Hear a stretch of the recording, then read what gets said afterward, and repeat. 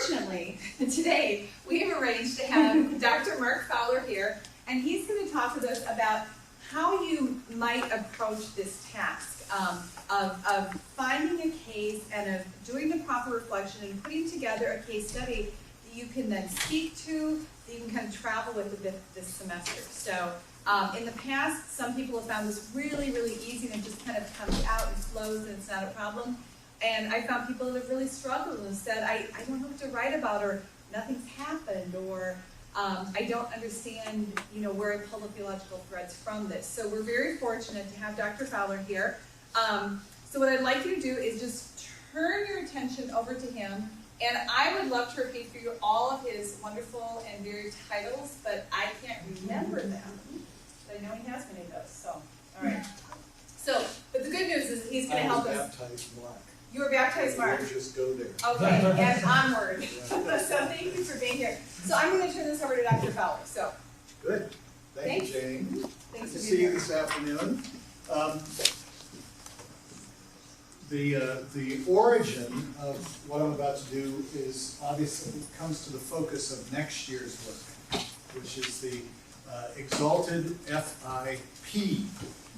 But there is, and I'm grateful for this, there is exercise that we do about FIPs that have been called case studies, which is a technical term which basically means, do you have a clue about how your day unfolds in terms of the anvil of God, or the intersection of God's work with your ministry and where you are? And this is sharpening that focus. And it's not natural for everybody for that to happen, to be able to walk through a day and kind of discern as you go. It's a formative thing that we need to do. It came to me how difficult this is and what we see when I was leading one of those wonderful pilgrimages that pastors take their congregations on. Have any of you been on these that go to the Holy Land, that go over to Israel? Well, I was asked by the bishop, these many years ago, would you be a bus captain? My initial response was, that wasn't part of my ordination vow. The response was, I'm your bishop, and I said, so therefore my title is bus captain. So I had 66 people that fit in one of those tourist buses. And this was just as it'll tell you how ancient history this is. The first intifada was growing in Palestine. And so I had been to Israel once before, and this was to be the day that we took the Via Dolorosa, the way of sorrows. If you know that biblical reality, where does the way of sorrows begin? At the judgment seat of Pontius Pilate, which is basically near the Temple Mount. You all know this from the New Testament. Temple Mount, and right next to the Temple Mount was the Roman Antonia fortress, so that they could see what was going on. You see, this helps when you're a tourist to remember that. And Pontius Pilate sat on the judgment seat, and that's when Jesus was condemned. He goes through the Via Dolorosa, is led out onto Calvary, and is crucified just outside of the city. So the bus, if you're going to go to the Via Dolorosa, where would you start? The Temple Mount. And where do you think you're going to end? Golgotha, Calvary. Yeah, well, there you go. Now we're confused. Which mountain is it? It's the same thing, right? So you're going to start in one place and you're going to go to the end. That's the logical way to go. So the bus with 66 people and your hardy captain drives up, lets us off at the Church of the Holy Sepulchre, which is right next to Golgotha. Would that raise any questions in your mind? This is the beginning of writing a case study. Why would you start at the end rather than at the beginning? Well, that just raises a question, doesn't it? So we go into the courtyard, me and my 66 trusty folk, And they're real excited because they've paid their money. We've flown all this way. We are now ready to go on into the place and go up Calvary, which basically is the Church of the Holy Sepulchre. And there is a curious odor in the courtyard. And several said, "Oh, that's an interesting kind of incense." And I thought, the last time I smelled that incense was back in the 70s when I had hair, long hair, and we were trying to shut down the government, and that incense is called marijuana. Tear gas. Oh, marijuana. See, this is a particular frame that you would bring to the case, right? That would have been a better thing to smell. That was college. Anyway, we're in grad school now. You don't know what that is. So, it's tear gas. 66 people thought, it's interesting because they're Protestants. That's interesting incense. I thought, very interesting. Go in, and I find a priest while they're going up and praying there. I go to find a priest, and I said, "Did something happen here?" He said, "Yes, there was a demonstration, and yes, that is tear gas. The Israeli Defense Forces, dispersed people that were here earlier." I decided I've been to Calvary before, and I've got 66 people to take care of. And so I stepped out of the Church of the Holy Sepulchre. I stepped out of the courtyard. It's Thursday afternoon, and there is no one in the marketplace. Thursday, Israel. If it was Friday afternoon, what is it? Sabbath, right? If it is Sunday, it's first day of the week, which is important for. Oh, thank you. Oh my God, that's good. And then I was rifling through my head thinking, and where is it important for Muslims? Well, not until that evening. There's nobody there. That's another thing that says maybe there's a case involved here. Maybe there's a case involved here. 66 folks, they have venerated where they needed to venerate. They came out, and now we're going to walk the Via Dolorosa backwards, which is like a Keystone Cops thing. I mean, how do you do that? And they come out. Meanwhile, what I'm hearing in the next block is breaking glass and running. And I look up at the top of the buildings, and there are people that have like army gear on. And I've got 66 folks, and there is no bus to go back to. The bus is going to meet us at the other end of the Via Dolorosa. The other end of the Via Dolorosa. Making a long story much shorter, we go the whole Via Dolorosa. And everybody with me, their frame for this is, where are all the people? We brought money to shop. And every once in a while, the iron door from a place opened up. And the shopkeeper knew this. You got 66 people, and they're selling olive wood Last Suppers and Heads of Christ and all that kind of stuff. Will you come in? And I keep saying, no, we're not going in. Because I'm looking behind us, and they're closing down streets with half-tracks and machine guns. And you're the Palestinian. And the Palestinian uprising has just begun to take place. And you don't want to make a panic. And when they open up and they say, we've got this stuff for sale, people have come all the way from the United States of America. Their framework is, we are here to shop. It's Americans, folks. We are here to shop. And mean old ugly me says, I promise when we get to Bethlehem, they'll sell the stuff, because that's where they make it. And somebody said, no, we want to shop now. And somebody else says, here's how we live into that framework. I have to go to the bathroom. And when one of 66 has to go to the bathroom, the framework is everybody needs to go to the bathroom so the others can shop.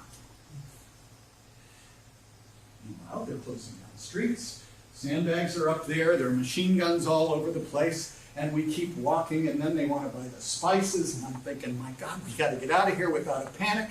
And finally we get to the Church of St. Anne's at the end, and they close the gate behind us, and we sing Amazing Grace, and I say, thank God. We get on the bus, we get back, and they're all very angry with me because I didn't let them shop.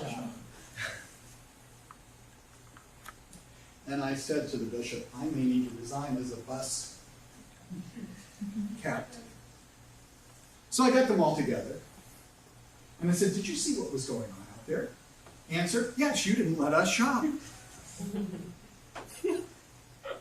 Meanwhile, Christiane Amanpour on the very new CNN, you see how old this story is up there and is talking about, in the old city of Jerusalem today, the uprising took place. Just at that moment, coming through the door, there was the next group that had been let off at the Church of the Holy Sepulchre, and they ran into the tear gas. 4 people hospitalized, the rest of them coughing and what happens with tear gas. My group were absolutely shocked that that's what was going on around them. And they looked up at the television and said, we were right there. I said, yes, you were. How do you know what's going on? They said, because it's on television. It's not real. If you're walking through it, it's only real when it gets framed. And somebody tells you what's going on. That's called the case study.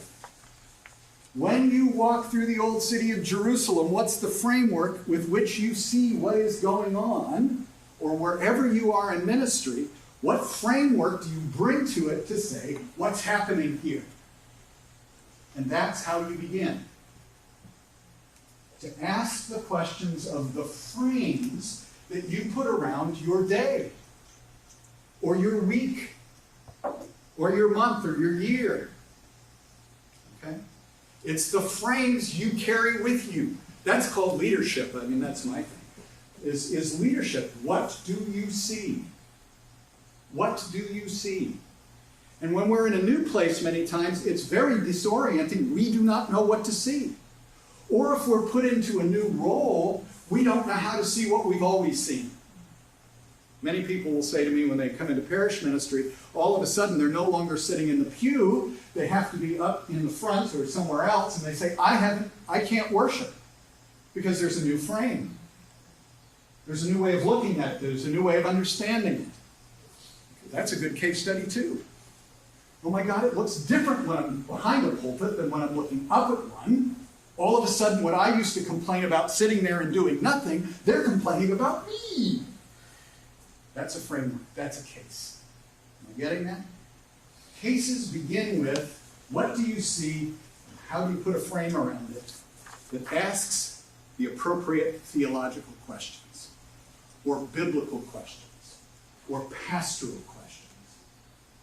Okay? And if your commitment, your theological commitment, is that God is everywhere by the power of the Holy Spirit, you can't get through a 1.5 years of seminary and not have a case. I don't even know how you get through the day or the hour. What's God doing? What am I doing? Clueless is not the way to approach this one. Am I making some sense now? And it's not necessarily natural. You've got to kind of exercise yourself to do that, especially in the transition into the role to which you have been called. What frames and lenses do I begin to use? Anybody go out and had something framed at a frame store lately? How long does that take? It takes quite a while. How does the frame fit what you're looking at? How many of you are photographers? Well, I think all of you are. All of you got a cell phone? How many of you are on Facebook? I mean, there are lots of people who think they're photographers. Some of them really aren't. Because they don't know what to put in the frame. Look, I had an exciting time. All that is a napkin. Oh yeah, but it used to have a beer on it, you know, all that kind of stuff. What do you put in the frame? What do you put around the frame? How do you see your day as who you are called to be? That's really the exercise that we do around the case study, around ministerial situation. It's also what makes you more effective in your calling. It's like, what is the constant question? What is God doing here? One of the exercises that I often think is important is to say, where are we in the Bible? do we find ourselves right here? Where are we scripturally? How do you tell me this story about what we're doing? Are we St. Paul in the Areopagus, and I'm simply pointing to the empty base of that? Are we like Jesus and the disciples? I mean, you're all seated like the Last Supper. There are twice as many of you as necessary, but we're glad you're here. You get what I'm saying? It's very, very important. Okay? So the ministry situation is not only crucial to the FIP. My gosh, if you spend that much time on something that's just an assignment, how crazy is that? It is the exercise that we do to get ready for it. Okay? It's the way you begin to think about ministry. And you are the one who puts the frame around it to see things. That's how you choose examples for preaching. That's how you relate whatever you're going to teach in Sunday school or in Bible study to a person's life. That's the way you frame things in pastoral care. That's the way you understand the news. What frame do you put around the government shutdown, for instance? Or are you allowing the pundits to do that for you? You get what I'm saying? It's very, very important to be able to do. And although it is important to the FIP because somebody's going to grade it, it's more important to the way you think about your ministry as you walk through it.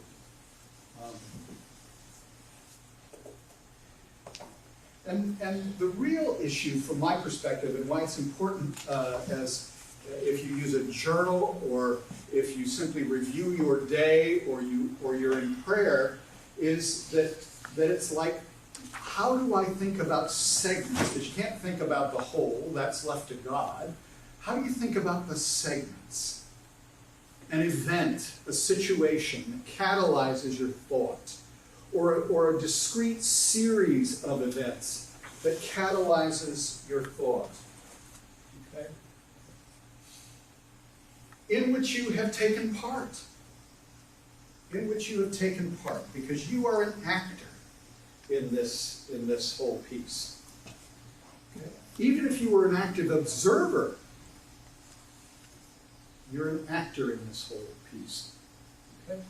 So that's where we begin.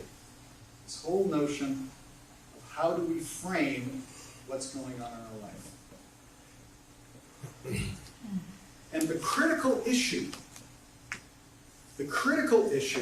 is the activity of God. And your response to it, or the people involved, their response to it. What is the activity of God? And can you name God in that? Oh, God is active. Well, that's nice. But we're talking about a God that is particular. Is it God in three persons, blessed Trinity? Okay. Is it God the deliverer? God the redeemer? God the healer? God the shepherd? What is the manifestation of God? That's a critical framework to put around this. There was a federal judge in one of my churches, and he invited me over to discuss Paul quite a bit. Does that make sense to you? Paul, what was Paul's profession? This is like a children's lesson. What was Paul's profession? Tent maker. He was a tent maker once he was called to ministry. Prior to that, he was trained as a... Thank you. So why would a judge want to... This is about pastoral ministry, folks. Why would a judge want to talk to their pastor about Paul? There's a relationship there. God is a relational God, you relate. Okay? I had to be very conscious. There were about 10 lawyers in that church. If I stayed away from Paul, they think I was staying away from them. They understood God as a judge, but they also brought to their understanding what a judge did, a sense of mutuality, which told me an awful lot about stuff. Anyway, so I go over to see him, and we're talking about Paul, and he said, all of a sudden I think that you think that a pastor's job now is to be an expert in the law. He said, Paul wasn't even that good about being an expert in the law. I said, well, that's a pretty interesting judgment, but I guess a judge could say that. He said, really, do you understand what a pastor would be if they were called into court? What their expertise would be? Think about that for a minute. This is about case studies.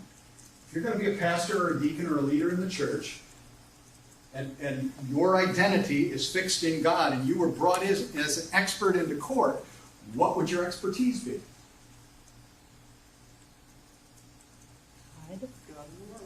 God. Absolutely. And God's activity in the world. Isn't that your expertise? It is, folks. That's our expertise.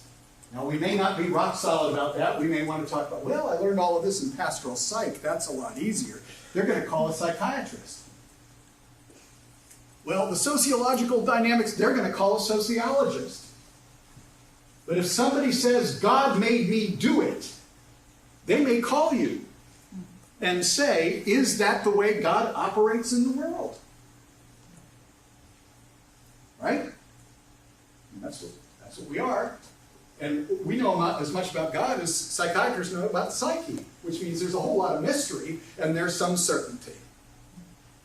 Okay? Because you base your understanding of what God's doing in the world in what?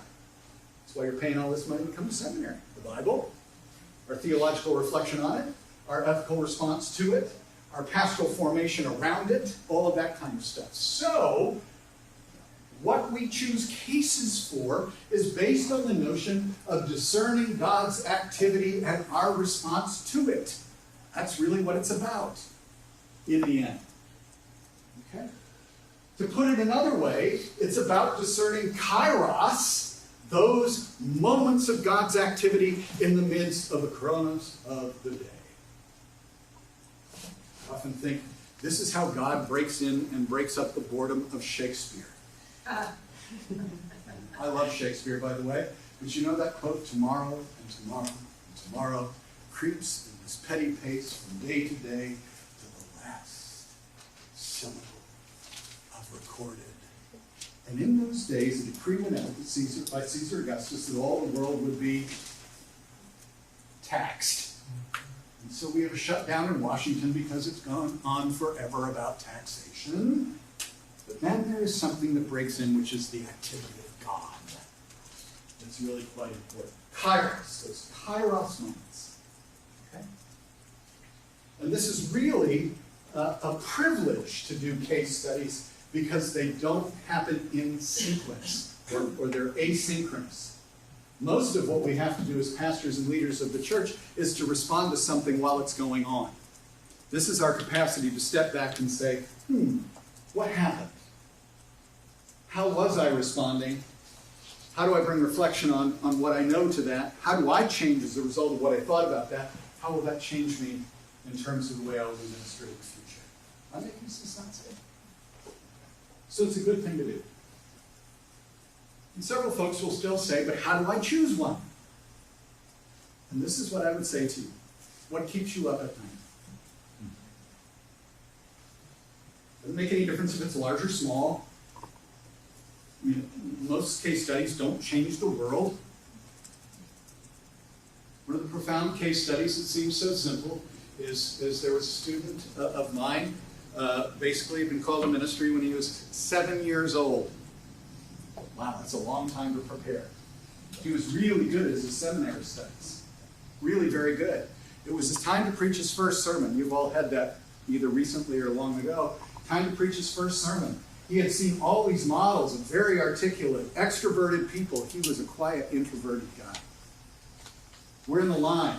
He's standing next to me. I'm standing here. And there was a woman who went through who took his hand and really held on to him and gave him, and she was an older woman, she gave him a kiss on the cheek, and he was young and he blushed and she said, "You are a really good listener." Went along. That worked in his soul for days because he thought he had failed as a pastor. After his sermon, "You're a really good listener." That's a good case study. It's a good case study. Talks about what? His role as a pastor. What preachers are supposed to exhibit, what the model of preaching is, how does God work in the community, what are you doing, and all of those things come to bear. What is the history of preaching? What is the biblical place of preaching? What are the models that he brought? I mean, see, this is a fit like you wouldn't believe. there.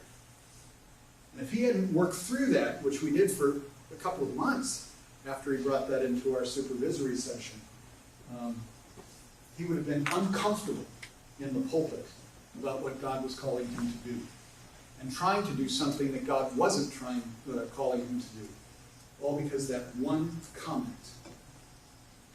was made. But he had to frame it, you see. He had to pull it out of how many, there were probably about 300 people in church that day. He had to pull that out of all the comments that were made. How did he do that? Because it stuck with him. He couldn't get it out of his soul until he wrote it down and reframed it. Okay?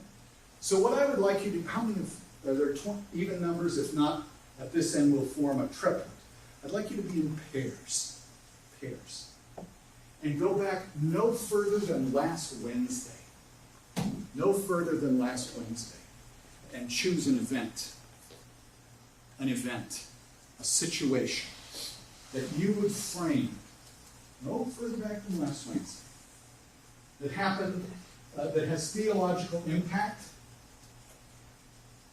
that stays with you. You frame as a kairos moment.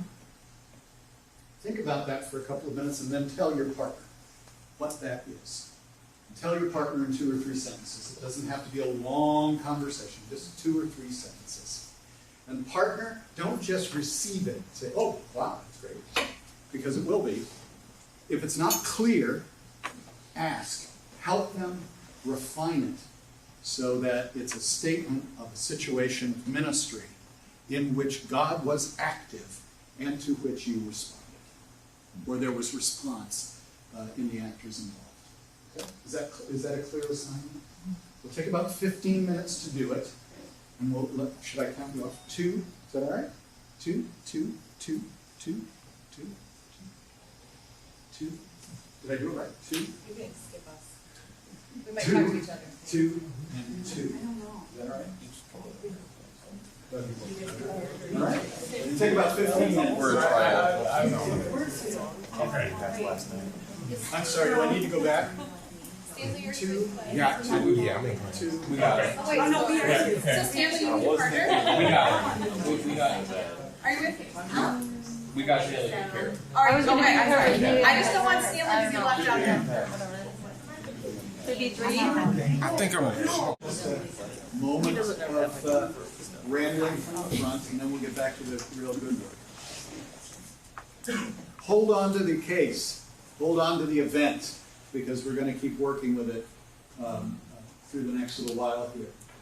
I'm just going to keep moving through this. If we get done early, then you'll get out early, rather than taking a break, and then I will have failed what my task is.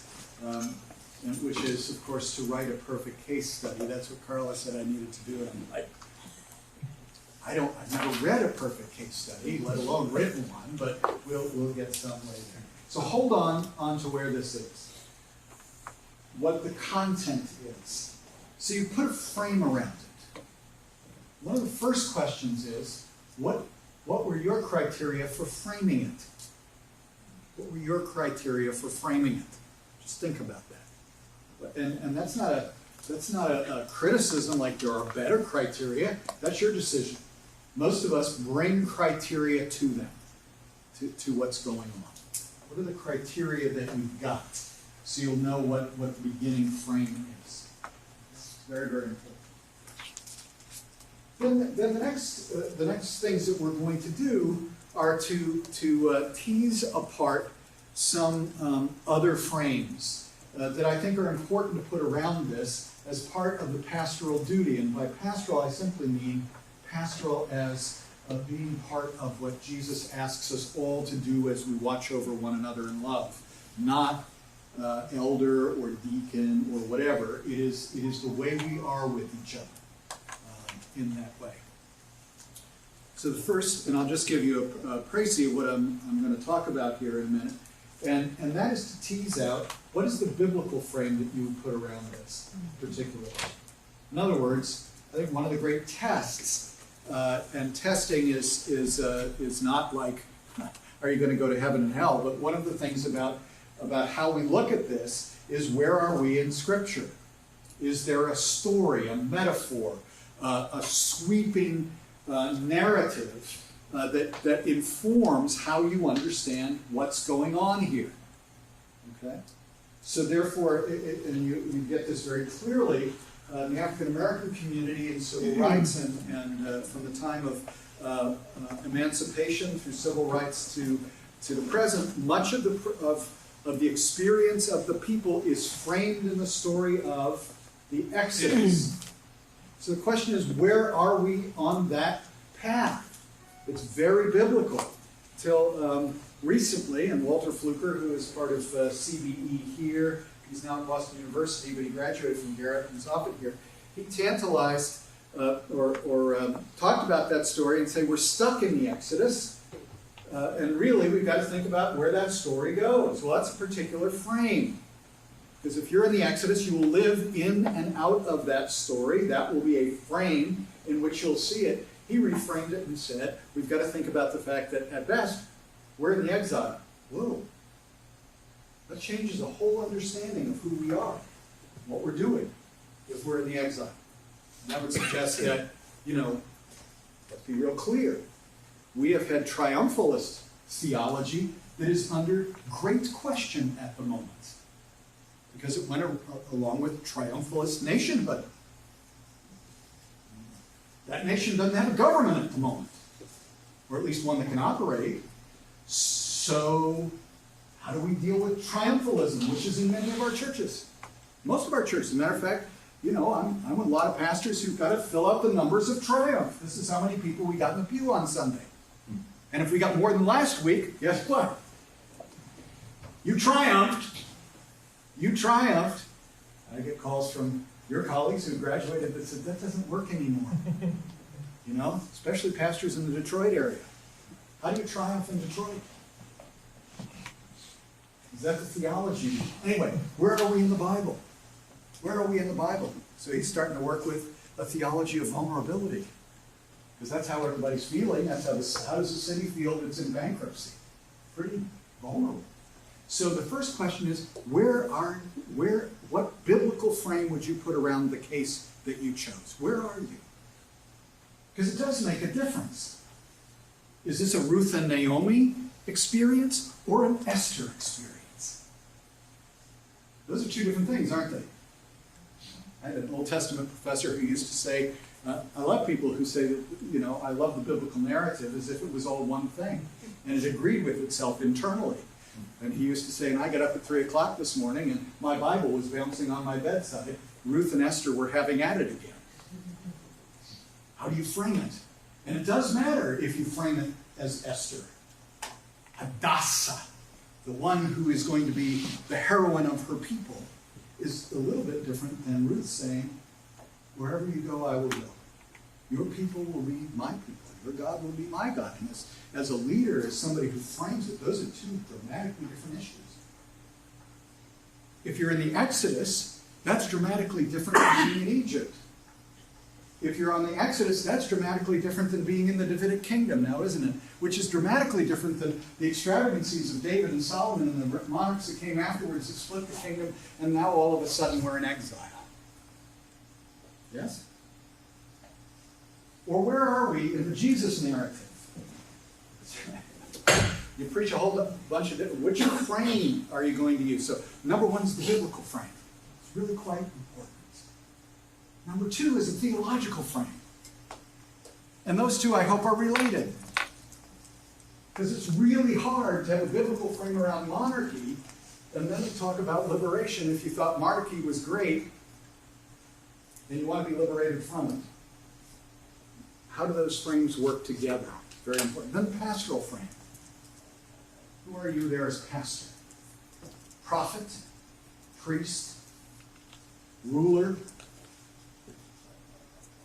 Co-companion? It's pretty important. So you have these compound frames that we're always using. And one of the things to be aware of in yourself is, where do you go first? What's your predominant frame? We live in a time of really psychology. Psychology is generally the way we approach a lot of things, how people feel, how they think, what affects them. That's part of your framing mechanism. Okay? And how you, or I can't leave out the historians. I was a church historian, and I know several of my colleagues would be upset. We didn't talk about history. History is very important. Most of the time, we don't know our history, so guess what? We are doomed to repeat it. Well, we know that, but do we know it? How historically did we get here? How historically did we get here? So those frames are very important in terms of understanding, and they all come together in terms of what we do in the field, but it's important to kind of disaggregate them out in this kind of an exercise so we know ourselves, and we know what frames the way we will operate. It's very important. And things are never the way they seem. Yeah. Now, do these frames overlap with They do. Okay. Yeah, they must, actually, Okay. in the end. Absolutely right.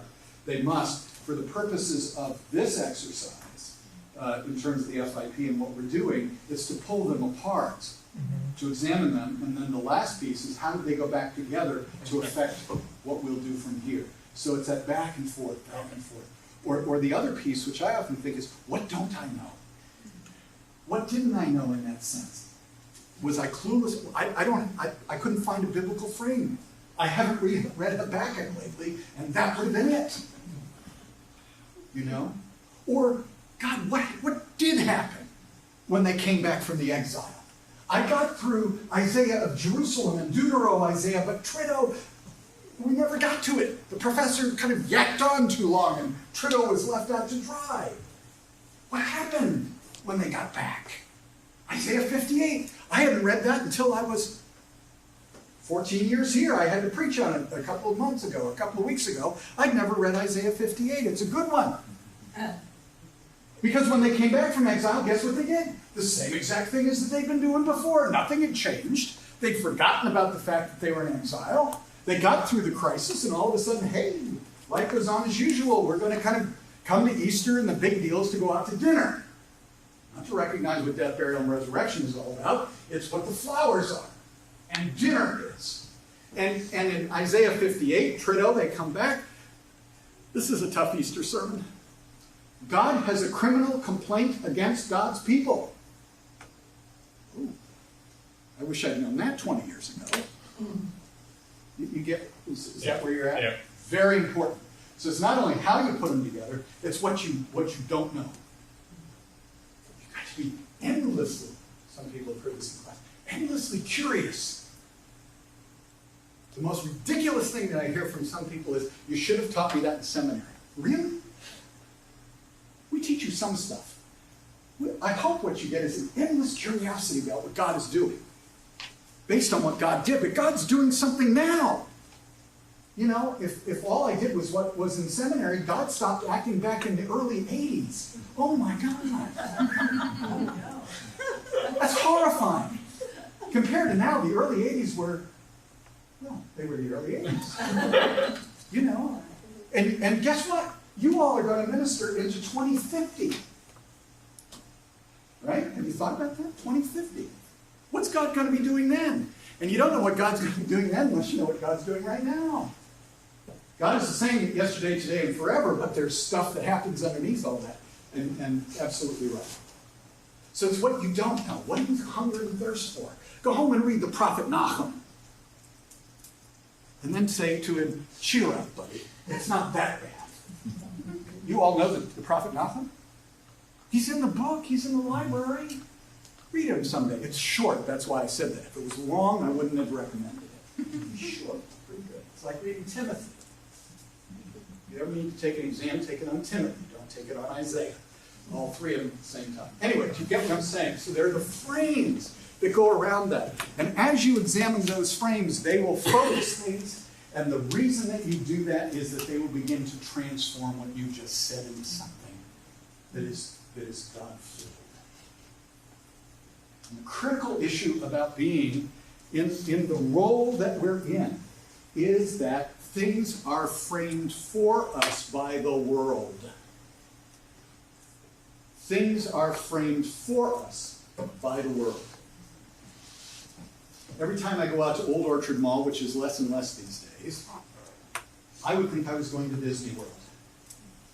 I mean, the signs make you feel valet parking, and, you know, the stars are out at night, deep in the heart of Old Orchard Mall. And if you go to Macy's, you are going to look like the greatest models on the runway. And if you go into Victoria's Secret, I'm not going to do that. Because somebody's got to tell me why something has the word pink on it that is actually green.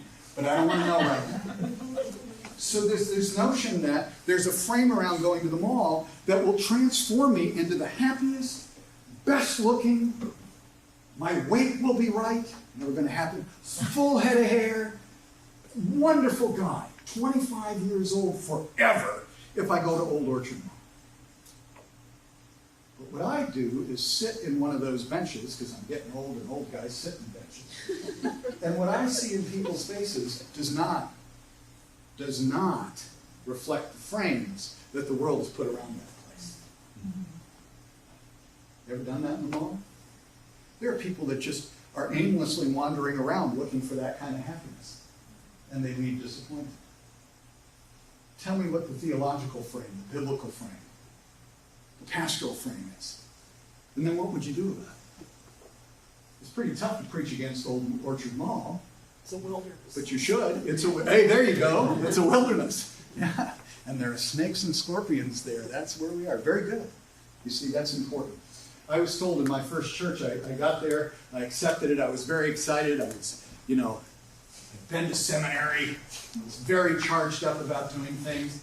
Went there, and there were 30 people in a sanctuary of 700. And I thought, well, there's opportunity here as we go. And the district superintendent said, I'd like to have lunch with you after your first service. I went to lunch, and he said, I want it closed by conference.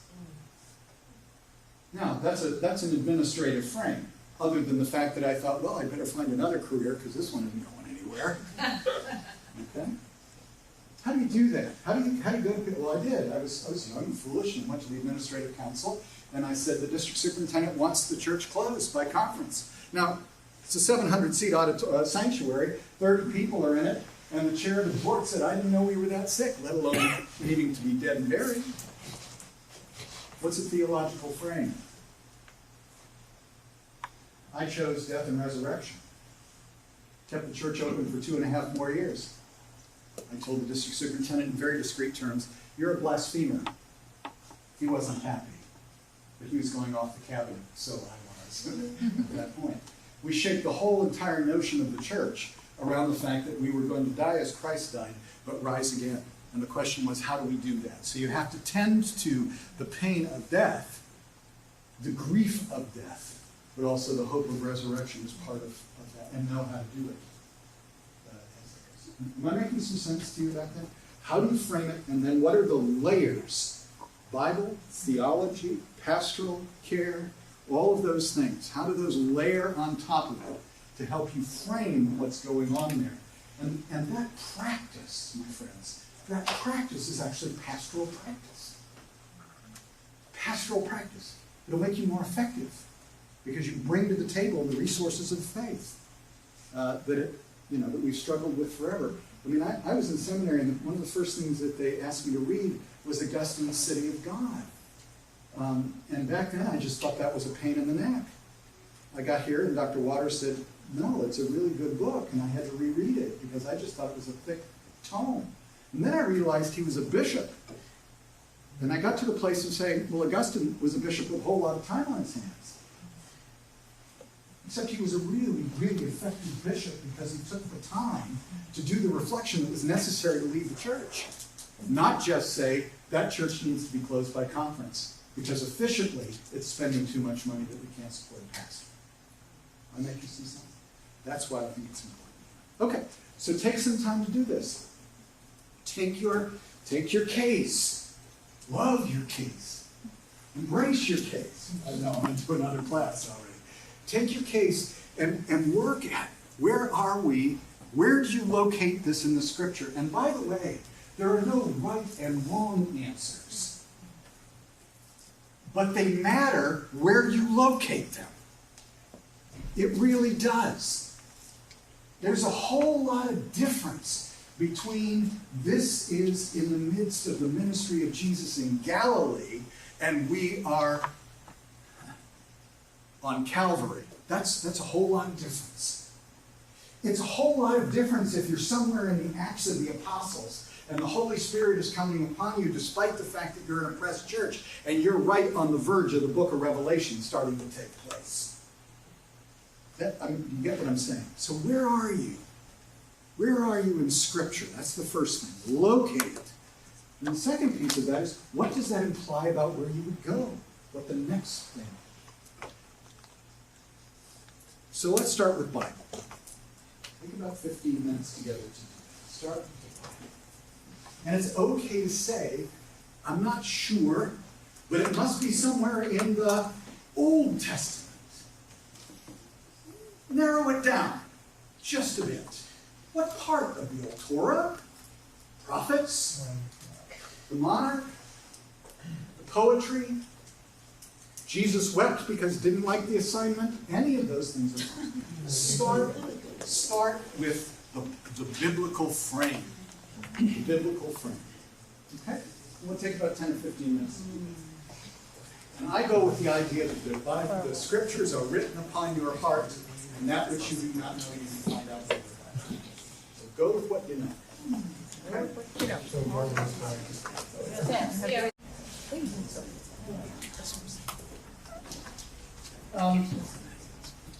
One of the things that you probably will discover, and that is, when you locate yourself in the Bible, that doesn't mean it's a quick fix to the problem. We've been waiting for 2,000 years for the return. So be patient with this process as well. Not just this process, but be patient. You will find, I think, in your ministry, that if you have too many quick answers, you will too quickly be out of them. Too many quick answers, you'll too quickly be out of them. Why is my daughter dying? There is no answer to that question, except she has cancer. Theologically, there's no real good answer to that. And if somebody tried to supply one, that's not going to help. The issue is to sit down and be quiet before the awesome mystery of life and assure the resurrection. You hear what I'm saying? So it is our nature to want to fix problems. It is our nature. But the reality of the case is that Scripture will lead us into places where we realize it's not easily solved, but will give us the assurance that we're not alone in that process. And that's a very important piece. They'll also give you the prophetic reality to stand up against those people who tell you to fix it tomorrow and say, go away. Regardless of what ecclesiastical guns they are. It's a very important thing to be able to do.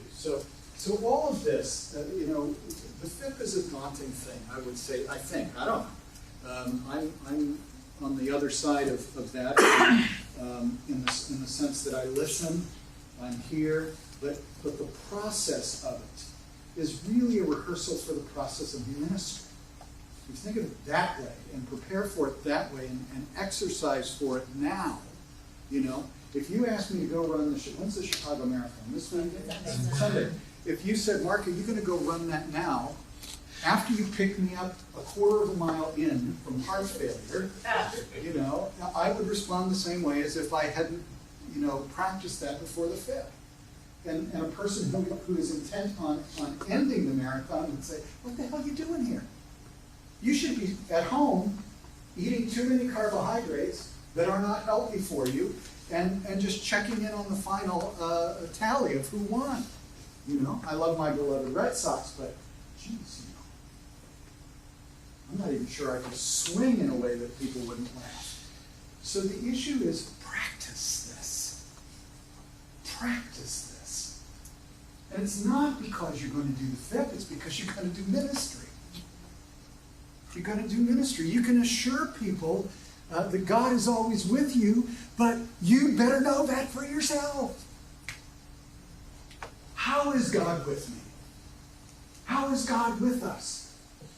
Pastor, how can you assure me of this? Well, you better have a framework to be able to do that. You know? The biblical stories are quite helpful, but if you're always going to read the 23rd Psalm, they'll catch on after a while. And you haven't got a clue, except to know where the 23rd Psalm is. And you know that now. Because the Lord is my shepherd, I shall not want. You may not even know where it is. You know, what's that? You may not even know where it is, you just know it. Yeah, that's right. And you know what? The King James Bible, but you're carrying this new common English because it's the latest thing that Cokesbury wants you to buy. Sorry, that was terrible. I do have a confessor I use often. Okay, so remember this, and I mean that's seriously true. Oh Lord, my cynicism is not helpful. Practice framing. Practice Bible, theology, pastoral care, ethics. Layer those together. See how they interact. I will tell you, it's the richness of life in God. And it's not all head work. It's an amazing discovery of what God is doing. That's what I'm saying. Be endlessly curious. What are you up to, God? There are far too many pastors that I know that doesn't think it's okay to be angry with God. You always got to be nice to God. Really? I don't read that in my scripture. Isaiah, rip open the heavens and come down now. Well, that's a nice thing to say to God, isn't it? Except how many people lying in the bed, or whose marriage is breaking up, or whose child just got killed in Afghanistan, or whose kids got thrown off the rolls and they can't get WIC assistance because the government can't get its act together to realize that we care for one another. Sorry, that's a theological notion, not a political one, but it does have its outcome that way. Do you have a scriptural answer? If you do, you become part of the problem. If you can't articulate Isaiah, rip open the heavens and come down, because you don't have one. You get what I'm saying? Boy, that says an awful lot. It's really important. So this is about ministry, okay? And just simply refined for next year. Think about the situations that you've thought about. One of the things is to treat them with the gravity that they deserve. Not that you have to go out and look for one that has gravity. Because if God is involved in it, it's got some gravity to it. Okay? Despite what they say about Isaac Newton did not invent gravity. God did. So gravity is about what God does. It's the ground. Okay? What you need to do is to think about it in such a way that you can bring to bear, this is actually cumulative of all your MDiv stuff, or all your MA stuff. This is it. Can it stand up in your capacity to bring Bible and theology and ethics and the practice of ministry to it? And most case studies, most frames can, if you can see it there. If you can see it there, that's the exercise. Number one. Number two, what was your entry point into the situation? Which means, what's your frame? What's the center of the frame? I don't know about you, but on my, where's my phone? Anyway, my phone, there's this little red dot and it keeps going like this. This is the entry place. This is the focus of the frame. What is your focus of the frame? That's really quite important. Okay? And I'm the one who used to take pictures where the focus of the frame was actually the wall behind. And I kept wondering, why are you so fuzzy? Until I realized the two boxes have to be on you. Many FIP projects, they're really good projects, except the focus is on the wall behind and not on what was going on. You get what I'm saying? It's very, very important stuff. Okay. And please, when you're doing your both doing your ministry as well as your FIP, play your strong suits, but also know your weaknesses. Play your strong suits. Play your strong suits.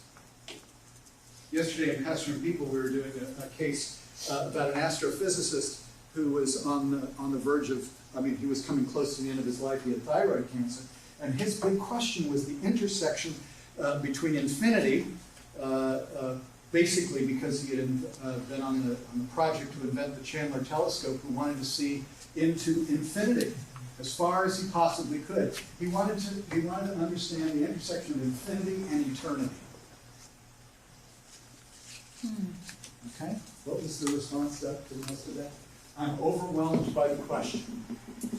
Natalie, remember that. Who wasn't overwhelmed by the question? That's a huge question. That's Eddie, remember that? You said those words. I'm sorry. I'm not outing any of them.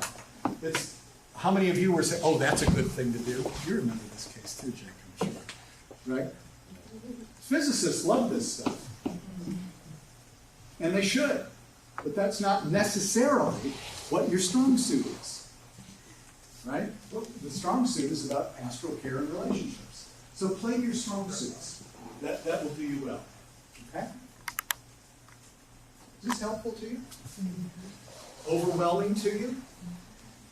It's okay. It's okay. My mother threw me into the deep end of the pool and said, swim. It's grad school. It's okay.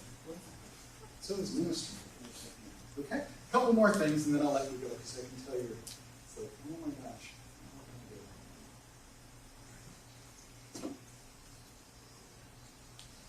The purpose of the fit, I want to talk about that as distinctive.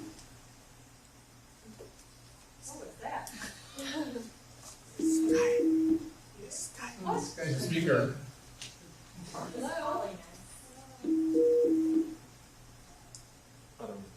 That's Oh, a well. Skype phone call. Yeah, it is. Somebody's It is. calling us. Yeah, Someone's somebody's Skyping calling you. on your computer. But I don't have it set up. It'd be on this one that this is coming through. Sorry. Maybe it was about infinity or eternity. Oh, And we missed the call. Oh my gosh. It was wrong. Okay. Okay. Why do we do case studies? Let me just answer that very quickly. Most of the time, unless you have a discipline of writing a journal to reflect on these, which I would say you may want to do, for me, it was what was bothering me when I was moving from one hospital visit to the next or whatever. And I would go process this stuff. Or if I usually didn't go back to the office to do it because guess what was there? And you finished people, yeah, people, ministry is great. It's people, no, anyway, people get in your way. No, it's like, can you finish the bulletin? You've got 4 phone calls, they want to know what color the centerpieces are going to be at the dinner tonight, all that kind of stuff. And I'm trying to do this, so I would just take a little longer walk or ride and process this. Some people do it by journaling, other people do it by blogging. But if you do that, make sure that you protect folks on it. There are several ways in which this happens. The FIP is closed-ended. Meaning you're describing an event that has an end point. Has an end point. Now the reason we do that is that it's pretty well over. Okay? You don't have to decide to do anything else with it. And what you're trying to do is to look back to see what you brought to bear in that event. It's self-discovery. What did I do biblically? What did I do theologically? What did I do with pastoral care? Were there ethical issues? And usually, and I would suggest this for you, don't do the FIP alone. Obviously, that's why next year you will do it in a group. And listen to the other folks who read it to help you see what you didn't. Okay? This is an exercise that is used in a lot of different fields that are integrative fields. Because you bring the various experts together to look at that. And so what we're asking you to do in the FIP is to be an expert in all of the fields that you've taken in the program. What's your expertise in Bible, theology, history, ethics, pastoral care and counseling, worship, Christian education, church leadership, etc. VFCL, whatever you do. To bring that. That's why it's closed-ended. Am I making some sense? So you have a bit of distance on it, You're not trying to figure out what's going on inside you. You have a bit of distance, and it's to bring those fields to sharpen your acuity in the way you bring those to bear. At the very end of the fifth, then you would say, what might that be for the future? But it's closed-ended. I would suggest you do that in your own ministry every once in a while as just simply to sharpen your acuity and stuff. And if you have, and several of you have said this around the table, if you have places where you know your weaknesses, this is exercise for them. Okay? So it's closed-ended. Am I making sense out of that term? Okay. You will read, I don't think you read it this year, or maybe you did, Canast. Okay, I think you read it next semester, first semester of your third year. Canast talks about process cases, which means they came from somewhere, they're going somewhere. This is just a slice of right now. And it's to understand, where did we come from, how did we get there, and therefore how are we going forward. That's probably the one that you'll use the most often, with the question of how is God operating in this process. So the skill there is, how do I take a slice, I call this the DNA of what's going on. How do I take that slice out of an event? So if you have an ongoing case of somebody who's a real pain in the neck in the church, one of God's blessed people who doesn't seem to be fitting well in this situation and getting in the way, what were the events that I want to look at in terms of how did we get here in anticipation of where are we going? Does that make some sense? Okay. Then there are other ones that I used to call ministry situations, but I can't anymore because they changed the fifth case study to ministry situations, so bear with me. Let's just call them, I don't know, choose a word. Stuff. Stuff. Which is, I'm clueless about what just happened there. I don't know about you, but I'm often clueless about what was going on there. I call that teaching, but that's another issue. What happened? What happened in the line when somebody came out and they gave me the budget for the church, and it seems dramatically unbalanced to me, and the treasurer had no worries, said, we'll be fine. What's going on there? So that's a kind of stuff. It's very brief, and what you're trying to do is consolidate your thoughts to understand something that left you just baffled. And it's usually about dynamics, interpersonal dynamics. And then there are verbatims, which if you take CPE, they're really good at verbatims, which is you write everything. It was a cold and dreary night, and I had my rounds at 2 o'clock in the morning, and I was wearing my pajamas in my mind, but a suit in reality. That kind of stuff. And I went into all that stuff. Those are very important because what you do is you work with somebody else on that to pick up stuff that you may not have seen, and you've got as much data as you possibly can.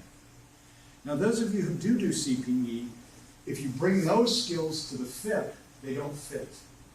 Because the FIP, in this way, doesn't want to know all of the extraneous data. They only want to know the data that matters to your diagnosis, not all the other stuff. They don't care what you are wearing, unless it theologically matters. So if you're doing David dancing before the Lord, it probably matters what you're wearing in that case, or the dance of the whatever, or the full armor of God. But you get what I'm saying. So these are the various kinds of case studies that we have out there, and the key issue is, what do you want to get out of them as to which ones you choose? What do you do? So you don't do a process one when it's only about stuff. Okay? And if there's unresolved stuff to do, you don't do the closed-ended case study, because you really want to know something for the future. And it's not just about how did I act in this. So those are the kind of 4 broad ways in which we do this. They're all helpful in ministry, but when it comes to next fall, you're going to write the closed-ended one. And this is how you do it, real quickly.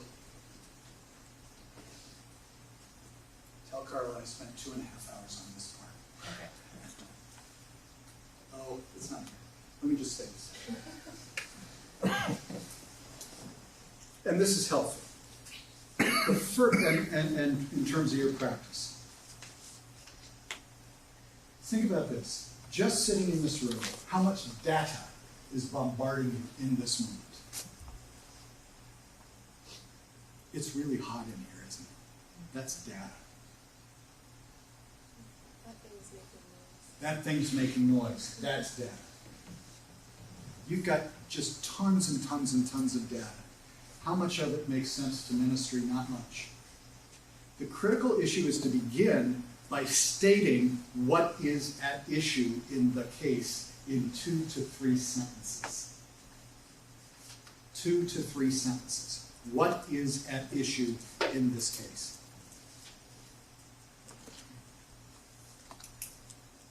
I call it the elevator speech of that's mine. There's a person very dear to me who said, I want you to pay attention when I text you, so it's a trumpet that says, wake up. That's funny. Comes out. 2 to 3 sentences. Okay, that's really quite good. Second, what is the background of the issue? What is the background? Okay? And the background has to be important to what you're about to talk about. What is the background? That's where you put, the size of the church, or the hospital setting, or the prison ministry you're in, or whatever it is. A parachurch organization. What is the background that's there? And the background has to be important to understanding that situation that you just tersely talked about in terms of the diagnosis that you'll do at the other end, so that this is something that flows very well. So you've got your quick frame, your background, and then a fuller explanation of the situation. And again, the full explanation has to do with the details that are important for the frames that you'll be using to look at it. This is all in the guidelines that you got. I think you got them posted on Moodle this week. This is the guidelines.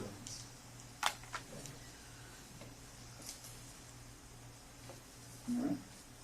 And then some sense, like in 2 sentences at the very end of that, some sense is why this matters for the future of your ministry. So it's, what is the situation, tersely spoken? What is the background?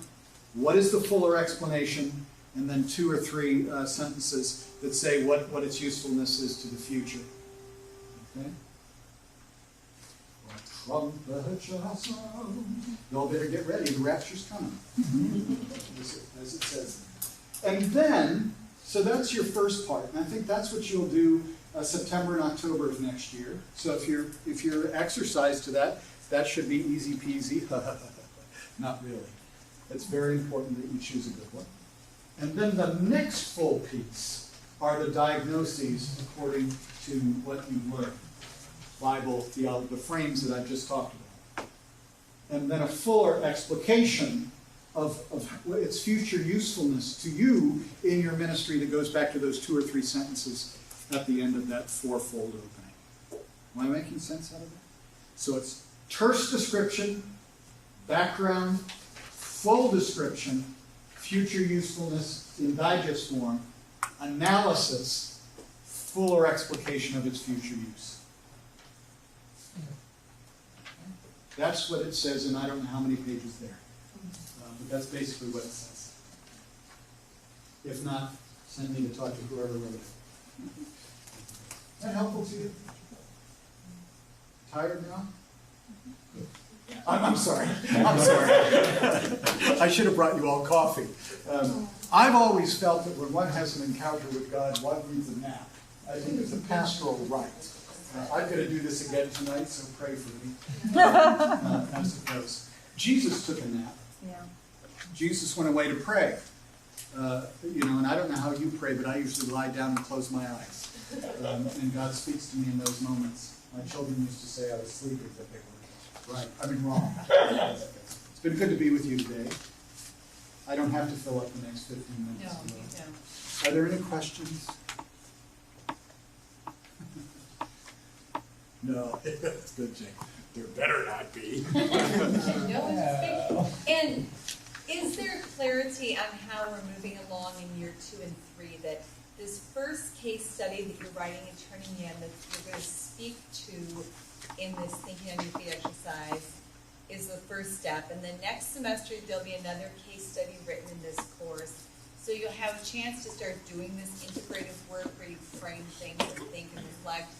That gets you to your 3rd year if you're in an MDiv program, where you write this final integrative project. So we're trying to connect these things so that we don't send you to a place where we say, produce this final integrative project and do it beautifully without any prior experience or practice. So we're kind of backing up from there. So just to clarify, this case study that we're using now does not have to be connected to the Women Use Birth. It does not. It may and it may not be. Okay. Some of you may have a case that you do connect to the FIT, but that's not the expectation. The expectation is you take this framework, you take these guidelines, and you start practicing this, because what Dr. Fowler said earlier, we're not trying to teach you something just to teach it to you. We're trying to develop these skills because you're in ministry. You've been called by God to go out and do these things and to love people. Yeah. Without love just being nebulous. Right. I mean, realistically, love in the biblical context is very specific. And there are things that the world frames as love, which actually are quite abusive, or in the end, are not godly. And if we just use these terms loosely without this kind of focus, we can get in serious pastoral difficulty, because we won't be representing God. Which is what I think. Glad to be with you. I'd love to see you in some of my classes, and some of you I have, which has always been a blessing. And thank the two of you. These are wonderful teachers, because they are great colleagues, and their ministry in the world and in the church has been salvific and a blessing. And really their light has gone out from Evanston in ways that I'm not sure any of us know. And I just want to thank you for that ministry as well as for what you do for us. So I would like you to have applause for... Thank you so much for being here. So I think we're off to a good start. Right? You're excited. Yay, case study! Yeah.